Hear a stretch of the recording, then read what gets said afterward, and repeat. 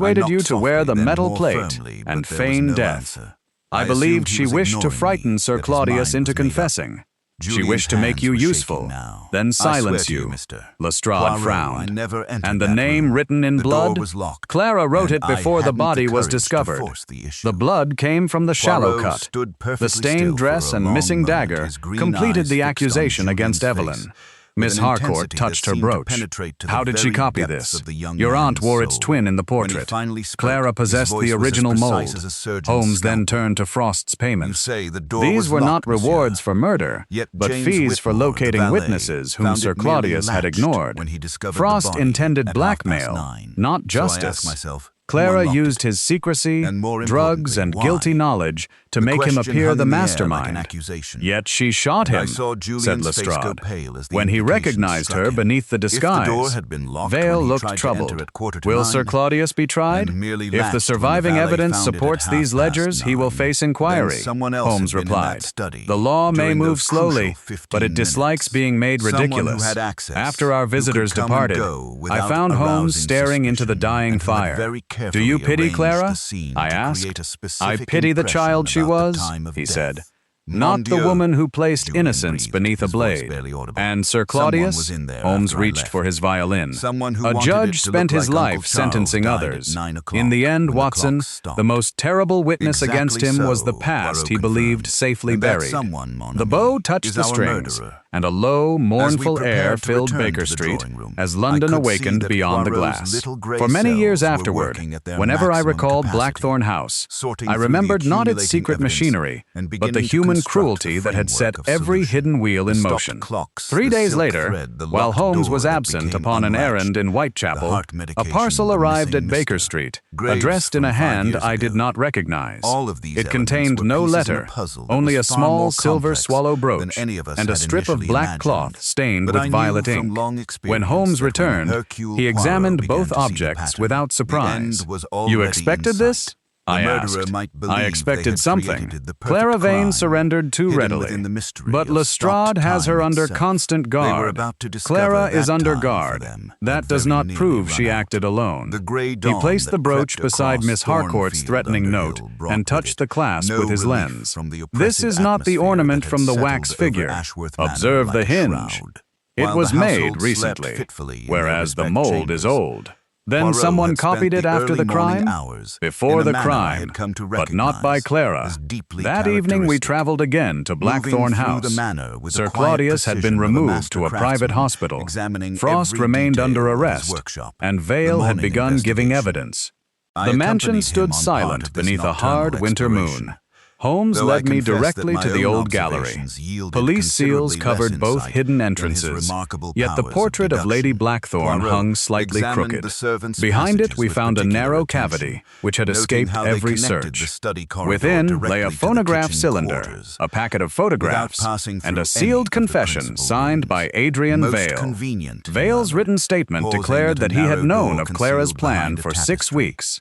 He had assisted her in repairing the machinery and had agreed to stage his murder, believing that Sir Claudius deserved exposure. Yet the final pages revealed something darker. Vale had altered Clara's design. The acid trap, the falling blade, and the threat against Evelyn had been his additions. He wanted every witness dead, I said. Except himself, Holmes replied. Clara sought revenge upon the judge. Vale sought the destruction of the entire household and intended to blame her. A floorboard creaked behind us. Vale stood in the doorway, a revolver aimed at Holmes. You should have accepted the simpler story, he said. Holmes did not turn. You sent the parcel because vanity demanded recognition. I sent it because Clara will hang for my work. No, said Holmes. You sent it because you feared she would confess your part first. Vale fired. The bullet struck the portrait as Holmes dropped aside. I seized Vale's arm, and we crashed against the wall. His revolver skidded across the floor. Before he could recover it, Lestrade emerged from the passage with 2 constables. Vale stared at Holmes. You knew I would come? I knew you could not resist watching your masterpiece discovered. After they removed him, I asked why Holmes had concealed his suspicions. Because an unfinished criminal is most dangerous when he believes the curtain has fallen. He straightened the portrait and glanced at the painted swallow. Now, Watson, the case is truly concluded. Yet, as we left, the gallery bell rang once behind us, though every wire had been cut and removed entirely.